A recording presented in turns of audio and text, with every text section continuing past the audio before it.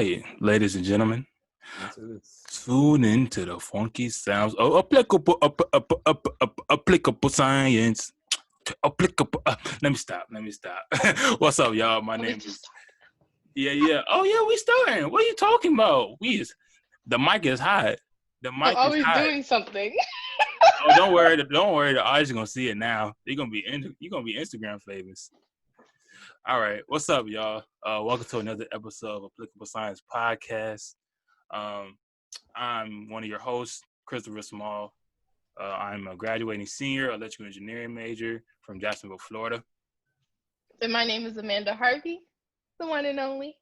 I am a junior cellular molecular biology major from Woolwich, New Jersey.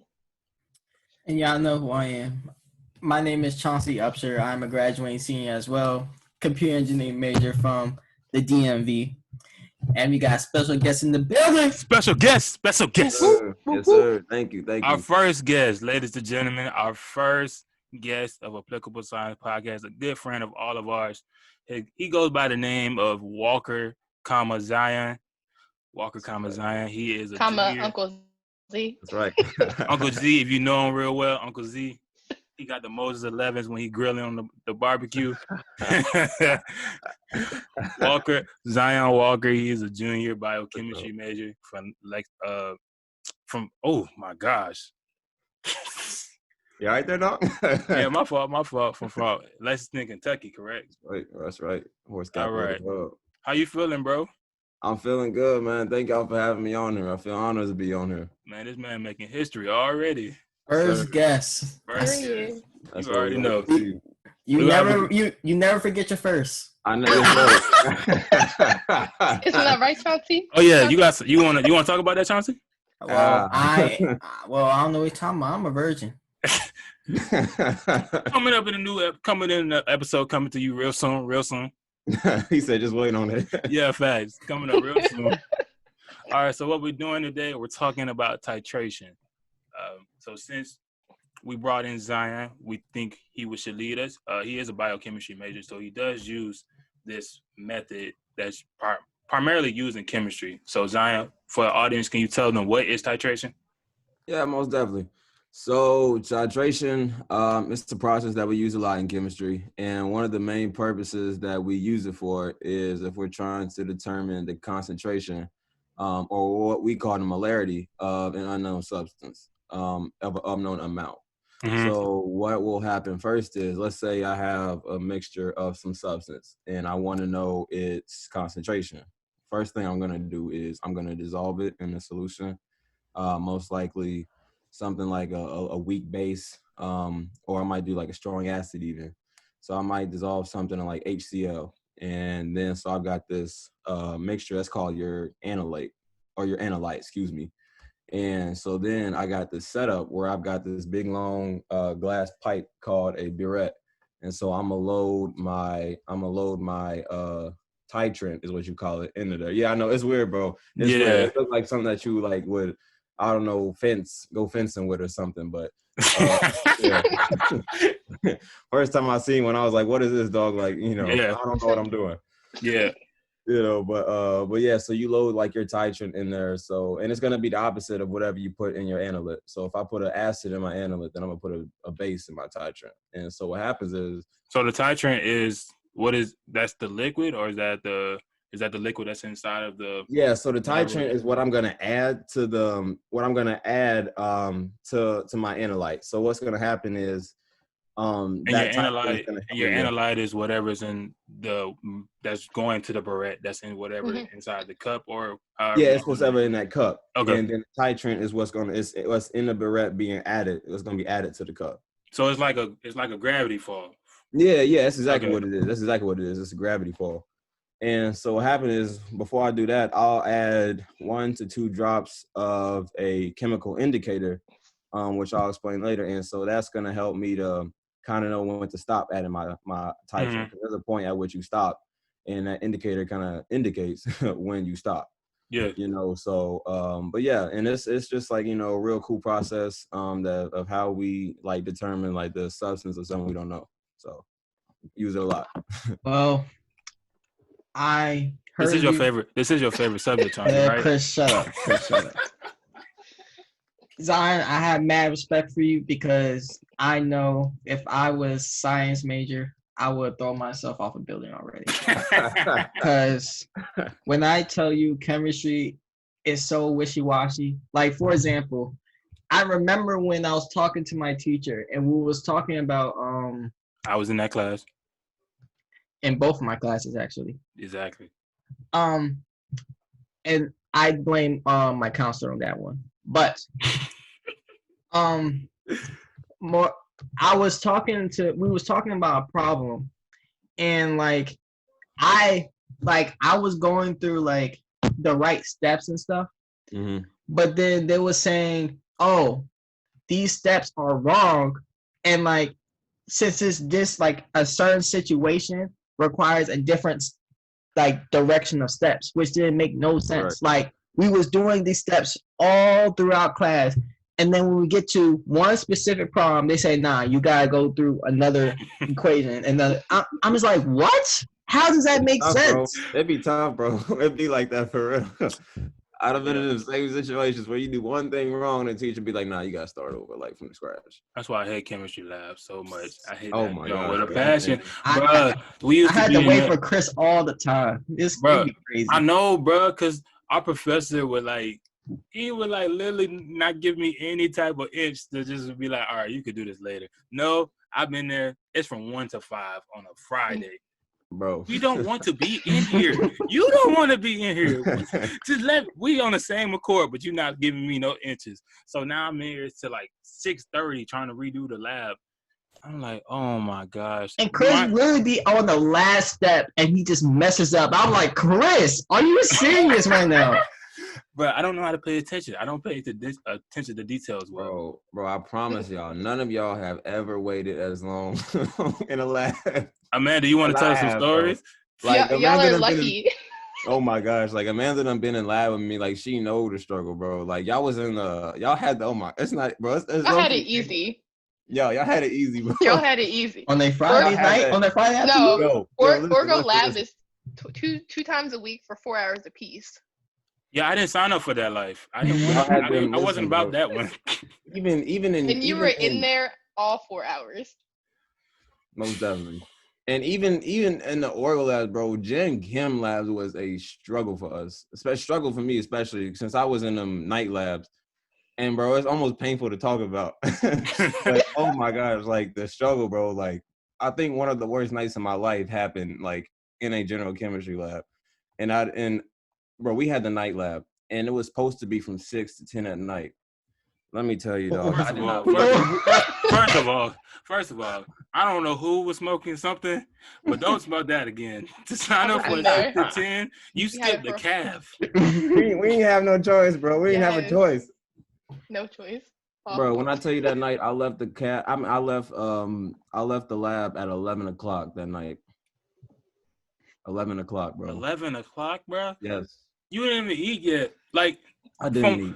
For the listeners in Hampton, Virginia, everything pretty much shuts down at 8 o'clock. Yes. The only thing that's open past 8 is not even a McDonald's. It's Cookout. All the college kids know about Cookout if you go to school in Virginia. Mm-hmm. Wendy's or Walmart. But think about this, audience. You need to have a car. There's no bounce around it. If you don't have a car, you're just stuck. That's you're gonna make a new friend today. Oh yeah. Saliva, and you're drinking that. Zion, what'd you eat that night that you were in there till 11? Man, I came back, and this is what made it worse, bro. First of all, it was Valentine's Day, and I'm gonna spare y'all the details of that because that's just too hard to. And second of all, I'm getting out of lab late. All my friends done been out of lab, and they went to Taco Bell, bro. You know, we got a friend that got a car. She driving us to Taco Bell. Man, I ain't even have no money, dog. So I'm broke. I think you dodged a bullet with Taco Bell. Yeah, I think so too. But bro, I'm telling you, dog, that night was so bad. I went home. I went to my dorm, dog. I scraped some quarters out of a drawer. I barely had enough money to get a soda out the vending machine. So that night I had soda, a bag of popcorn that I found in my dorm, and some ramen noodles, dog. And that was it. Hey, bro. when you make it big, become a doctor, ladies, for the audience, Zion, can you tell them what your career aspirations are? Yeah. So my career aspirations are to be a cardiothoracic surgeon. Basically What does just a that heart mean? surgeon. What? So Okay. cardiothoracic means we know them more so as just heart surgeons, but they deal more so with not only the heart, but just anything in your chest cavity at all. And they also deal with lungs too. And so, any type of artery, tissue damage, muscle, bone, anything related, doesn't even have to be with the heart. It could be sternum, ribs, anything. Cardiothoracic surgeons deal with all that. So. Okay. So So you're the person who they referring to when you tell them breathe in, breathe out, breathe in, breathe out, breathe in. All right, let me stop before we get sued. Bro, we about to get crunk. We do not own the rights to that music. So, I remember I aspired one time, like when I was in like high school, when I was in ARL, is Applied Research Learning, and I was going through the path to try and be a surgeon, especially on the heart too, because when I was looking up their salary, I was like, oh yeah, they be making that big. You saw that bread, But then after that year, and I learned all those abbreviations that I was forced to study. Then there was that's when I got the first taste of chemistry. Mm-hmm. I was like, oh, this involves chemistry. Yeah, y'all can kick rocks. I see y'all like. That was like me with engineering. I took physics freshman and sophomore year of high school. I said, I'm not being an engineer anymore. You see how everything just came to fruition? Everybody said we're not doing these other majors. So respect to both sides. Respect to all sides involved. Mm-hmm. Bro. So I know that night with the ramen noodles was a humbling experience. Oh my gosh, man, humbling. So when you start making them big butts, you're gonna be thinking about the ramen noodle nights. I'm gonna remember my roots, man. I'm gonna remember where I came from. You start thinking you entitled to lobster and shrimp. Oh yeah. Nah. Never forget where you came from, dog. I'm telling you, y'all had it good, because I literally had to eat oxygen for multiple nights. No, you don't think I went hungry some nights? I'm just saying, like, it's not even like, it's crazy because the way Hampton is set up, you literally if you don't have a car, you literally have to eat on campus, and you can't skip cab. So at this point, you gotta be stashing anything. So you be getting those fruits that they be having. You be getting those. I was a cereal fiend, so I would eat cereal, breakfast, lunch, and dinner, because they have ants in their food. So I took an L on that. I was not eating. You talking about how you eat cereal like the girl from Get Out with the milk in one cup? Well, you got 2 cups full of milk, and then you just got the bowl full of cereal.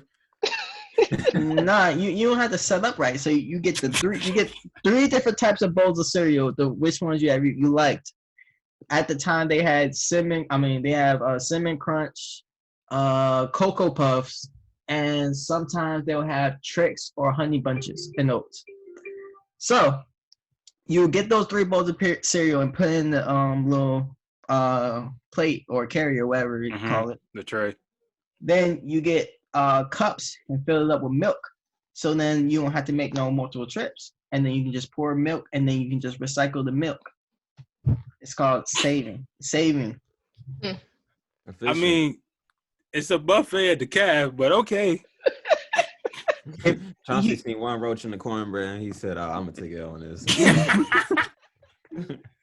That's crazy. All right. Having like 10 bowls of cereal though. That cereal be smacking. I don't know why y'all keep trying to throw shade. Those cereal be smacking. Like, it'd be delicious. Are you lactose intolerant? Yeah. Oh no. Oh no. I mean, I'll take a trip to the bathroom, but I'll do what I gotta do. You didn't have to do it though. You chose this lifestyle. It wasn't by force. It sounds like it was. What else was I gonna eat? And don't say the cat food. But, all right. We're not gonna talk about gourmet services. Unless the noodles, the noodles, like the pasta line, that's the only thing I'll legitimately eat, because those were good. That was delicious. I Hands mean, down. I'm just thinking with all that milk, his booty hole has reached his breaking point. Hashtag titration. yo, that's a great segue. That's a great segue, Amanda. Thanks. All right, so ladies and gentlemen, this is the part of the episode where we connect two and two together. We are talking about, on another hand, one drop until you reach your breaking point. So like in titration, what did you say was the chemical that comes through The titrant. the titrant goes into It goes into your analyte. analyte, and then you keep going until you reach a certain concentration that you want to achieve. So And there's typically an identifier like a color change. So I've seen it when it turns like pink. Yeah, You're trying to get that shade of pink. Yeah. But sometimes you can go past the equilibrium point, and sometimes you can go right before. Yeah. So like I think of it as like, what's the point where you've gone too far or not enough? Mm-hmm. So I think about it like midterms. You know. So how much should you study, and how much or how late should you stay up to like, it's like either detrimental to your test in either way of not studying enough or overstudying and lack of sleep. So I think of it like that, like crazy eyes and tears. When have you reached your point? For the listeners, Amanda has eyes that look like waves, but then they have little droplets of tears coming out. It's a beautiful drawing. You should watch it on YouTube. Thank you. But then so like Amanda said, when we have midterms, we be going through stress on a multitude of levels, because we have back-to-back exams, back-to-back probably projects due on the same time. So at that point, we're reaching that breaking point to where our concentration is almost shot, and we might be at a point of no return if we don't get it together. So how do y'all like handle with that aspect and not reaching your breaking point when you're dealing with classes and extracurricular activities such as Applicable Science Podcast, and like just making sure you are mentally stable and healthy to continue on achieving? Yeah, well, I mean, I think one thing that you got to realize is a lot of people do what I call suffering in silence. Mm. And so Talk to them. Right, and it's just like in a titration, like your liquid will be clear and you'll be adding the titrant, and it'll be straight clear. You're like, oh, okay, I'll notice it when it's over the breaking point, and then boom, it's like the whole thing changed color, and then it's over with, so you got people that will go through suffering in silence, and then boom, out of nowhere, they don't reach their breaking point, and it's kind of hard to tell. So you got to check up on people, man. And even if like you don't feel like there's anything going wrong, like I hit my homeboys up, I hit my homegirls up, like, hey, what's up? Y'all doing all right? Like, how you feeling right now? Like, let's link up, let's do something. Because I mean, it gets hard out here. Everything going on, everybody got different stuff going on, so everybody's dealing with these pressures that you don't always see. And people will do a good job of masking it from the outside. But on the inside, like if you know what I mean, it gets pretty obvious, like, hey, something ain't right, so like, you got to talk to people. That's a great point, because I know nowadays people have such a, I want to say they always try to keep a great frame for the view or for the public. They try to make a good face. They try to, they try to act normal. Right, but when they try to act normal, that's when something is not right. Right. So like, for example, I remember when it was like during midterms last year. One of our friends, or all of our friends, Larry, he was, Larry likes. All right. So Larry has this term about throwing his Hail Marys, because that's when at the end of the semester and you're like, you're trying to get things done and you're trying to like pass the grades. So that's when he gets his Hail Mary going, and he tried drop back and then launch it to the end zone and hope someone will catch it. Like an Aaron Rodgers type of effect. Right. So during those times, that's when Larry is like straight focused. But that's when he's most vulnerable. So he's prone to ignoring people a lot. And snapping. Even when I can, it's snapping like quickly. Like the usual stuff that will just go right past him. He'll be like, I don't have time for that. And then just snap on you like, and then we like, yo, are you good or something? Yeah. I mean, but he did taught us, or me and Chris, a new way to control our anxiety or control our stress when we go to the golfing range and we, shack them up. Yeah. And I will personally firsthand tell you that definitely saved me some stress, because hitting the ball and seeing how far it goes, that relieves some stress for me. Yeah, like you said, that was a stress reliever. I'm a part of this this program that's gonna guarantee me a 4.0. It's shameless plug. Dr. Donna O. She is the owner of Guarantee 4.0. She developed a plan for students to learn better and actually retain information on a more high percentage of information that the professors are teaching. So she's guaranteeing a 4.0. One of the things she says about stress management. And by the way, the link will be in the description. Yes, thank you, Chauncey. Link in the description below. She does say to have 1 to 2 hours of whatever activity that relieves stress for you and prevents it.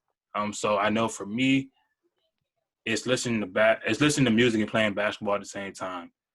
Like Chauncey said, when we went to the driving range and just hitting golf balls, that was a huge stress reliever. It just got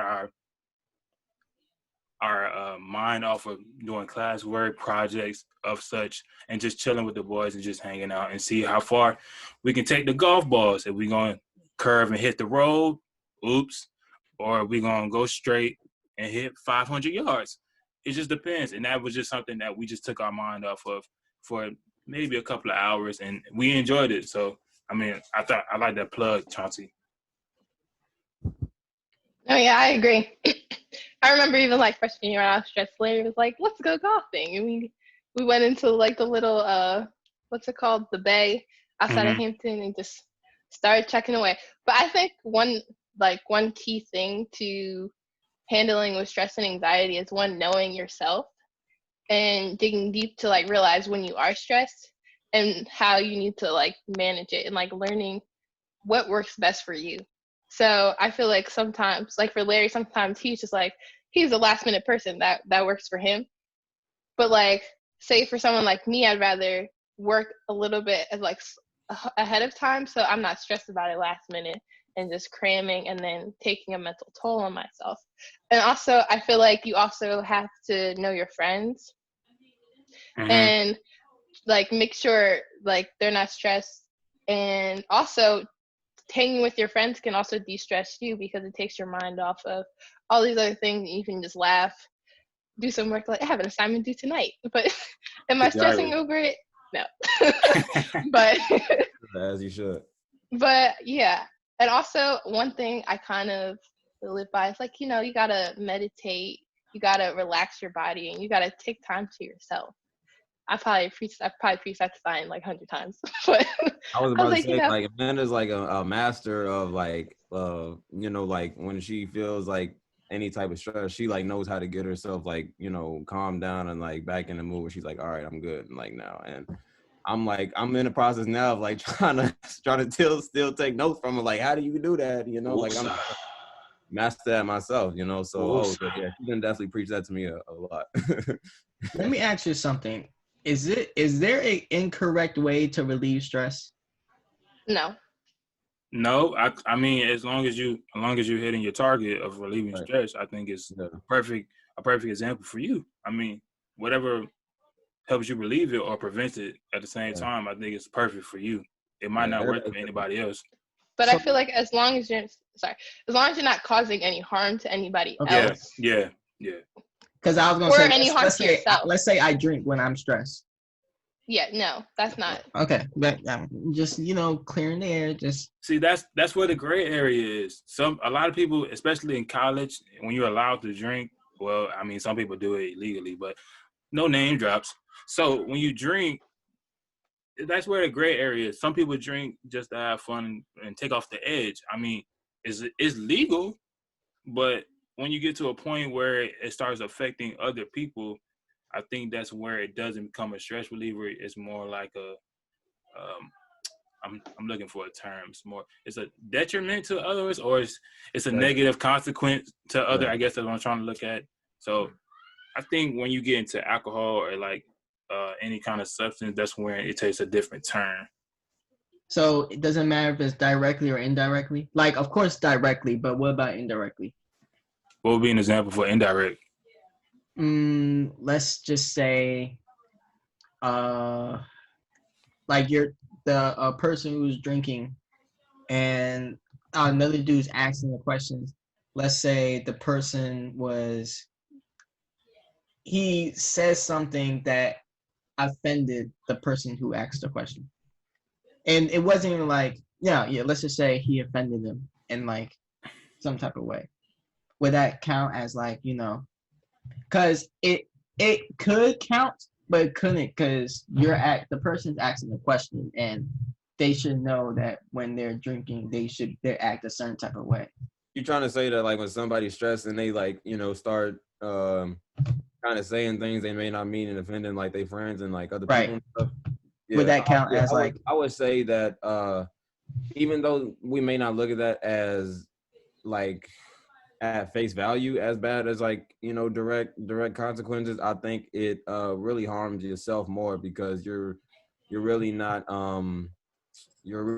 treating you're just putting a band-aid on. You're really not treating the cause of like what you're going through, because a lot of times when people pop off like that, that's because they got something buried down inside and they're not really addressing the issue and like really de-stressing. They just it's like a temporary relief, but it doesn't really fully solve any type of issue. It's not 100% solution or like 100% coping mechanism. I mean, because I think I'm gonna let Amanda go after I say this. I think for one stress reliever, I think you should do it by yourself.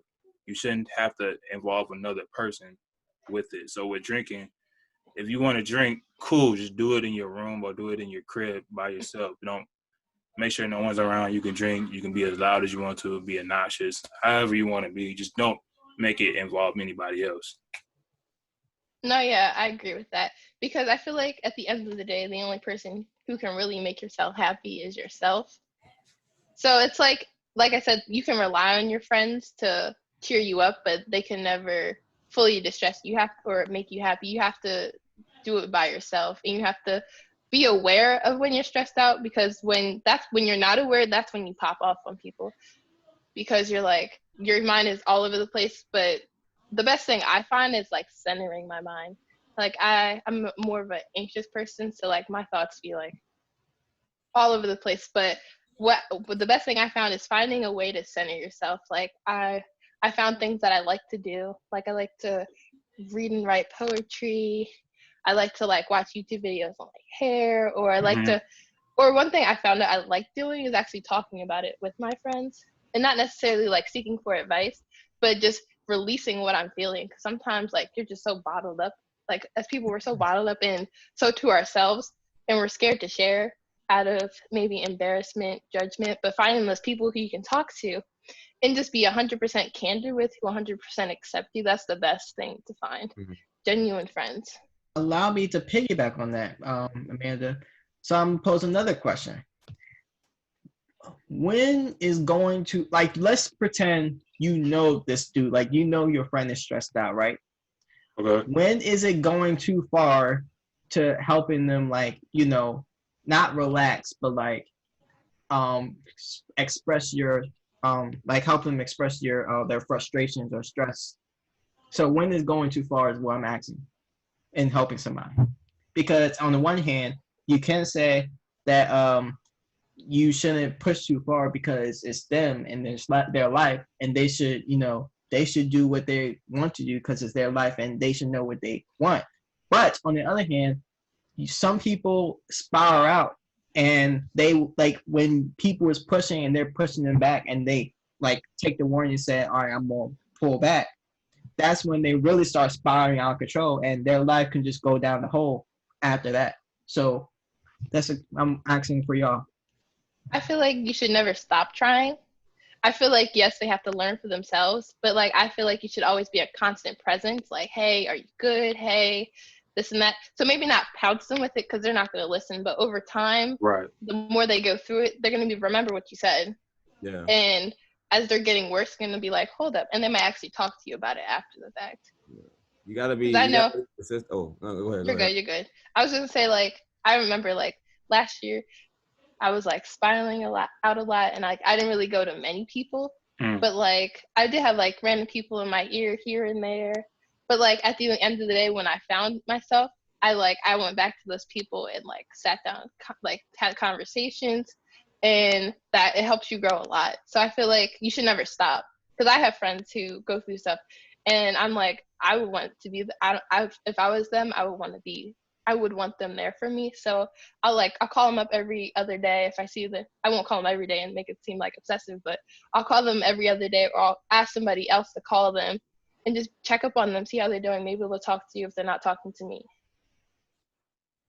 Yeah, just to go off of what Amanda was saying, you gotta be persistent, but you gotta like rethink your approach if what you're doing isn't working. And because common sense is gonna tell you, okay, if I just keep doing what I'm doing and it's not working, maybe I should try something else, or maybe I should try some other avenue. And so it's like Amanda said, you don't want to stop trying, but maybe and even it gets to the point sometimes where you realize like, okay, well, maybe somebody else may be able to kind of better help them than I can in this moment, and they got some capabilities that I don't. So let me try to reach out to, XYZ. But yeah, never stop. You got to explore all avenues when you're trying to help people out. First saying comment. I mean, they pretty much touched on all of it. The only thing I probably add is you have to be a trustworthy individual for that person. So you have to be a person that they actually know has genuine interest, not just trying to, I don't know, take advantage of them. I don't know how you take advantage of a mentally unstable person or somebody that's going through heavy stress. But just somebody that's just genuine into being a great friend, just trying to look out for them, make sure they have their best interests at their heart. So I think that would be my only thing. How about you, Chauncey? I try to, even if we like don't talk as normal, like I talk to everybody else, I would at least try to hit you up probably once a month, especially if I don't talk to you like that, just to see how things are going. Because you may not like talk to me first time, but if I just like keep you and like know that I'm still worried about you and like in my prayers, hopefully like before you start spiraling out of control, you would come talk to me first and see if I can prevent it. So now, do you think is like how far is his reach? Is it only to like immediate friends? Because if you go by the approach y'all talking about, it takes a lot for that to happen, especially like for one person.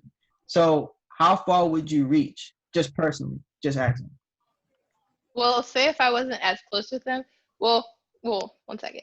So pretty much, I feel like it's good to reach out to anybody just to see how they're doing, because you never know like what people are going through. So even if it's a random person saying like, how are you doing? You never know the impact that person might be affected by that.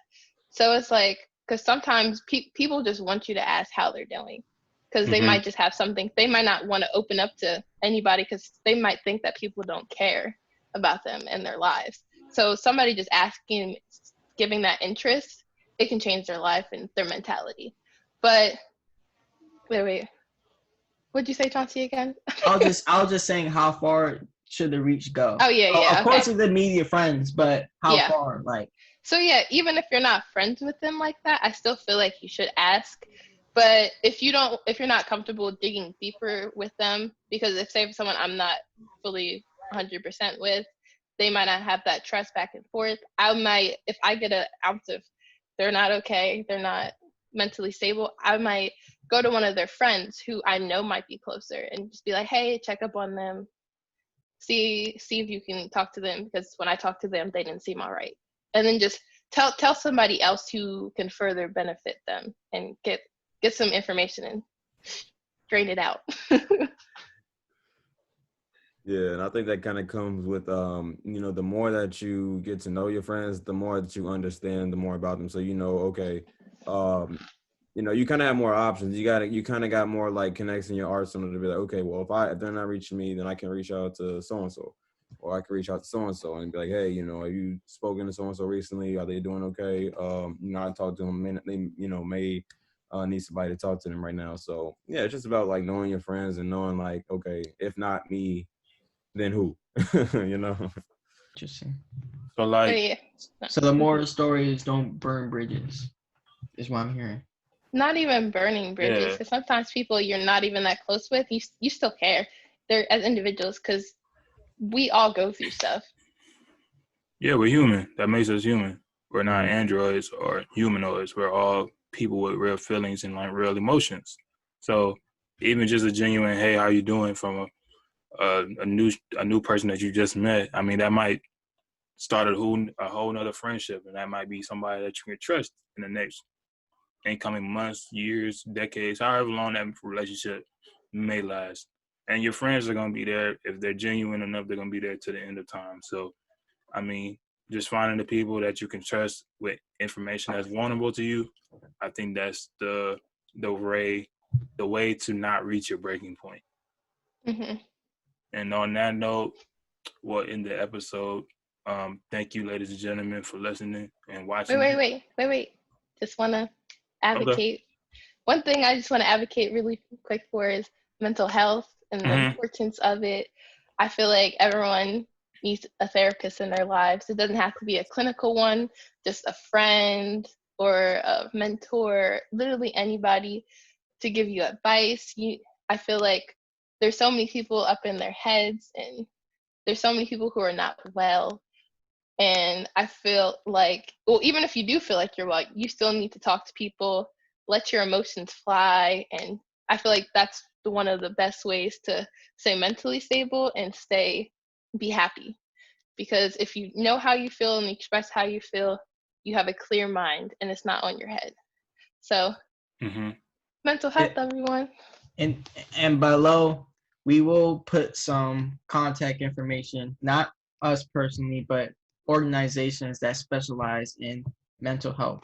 So if you ever need to, if you're aspiring or stuff like that, you can always click on, or there'll be an organization and you can look there, because that's actually what they do for a living. Because I can't stress this enough, mental health is important. If you don't keep up your mental health, you can easily spiral and your life can, I hate to say it, but cease to exist. And we hate to see that happen. Keep up your mental health. Yes. Thank you. I can 100% attest. Your 100 is backwards, right? Oh. Okay. All right. Okay. Making sure. All right. Once again, thank you, ladies and gentlemen. If you're watching it or you're listening to it, thank you for tuning in to another episode of Applicable Science Podcast. For the first-time viewers, can you all say your handles and how they can find you on social media? Yes, I can. Okay, so my Instagram is Munda55. It'll be labeled somewhere. And then my business page is ABH Organics. ABH Organics, this is a game changer. They only come out so Black business alert. Black business alert. Oh yes, they are changing the game right now. What about you, Chauncey? Oh, you don't have social media. You did that on purpose. It's just funny. It's just funny. No choice. Yeah, no choice. He had to. It's just funny. You did that on purpose. I'll let that slide. Y'all can follow me at tallboy_Chris on Instagram. And for the listeners, Zion, can you give them your handle? My Instagram handle is Z_Walker9, and my Twitter handle is @LifeIsGoodZion. There you have it, ladies and gentlemen. Thank you for another episode about titration and reaching your breaking point. Tune in to another episode of Applicable Science Podcast. Like, comment, and subscribe. Please comment. See you on the flip side.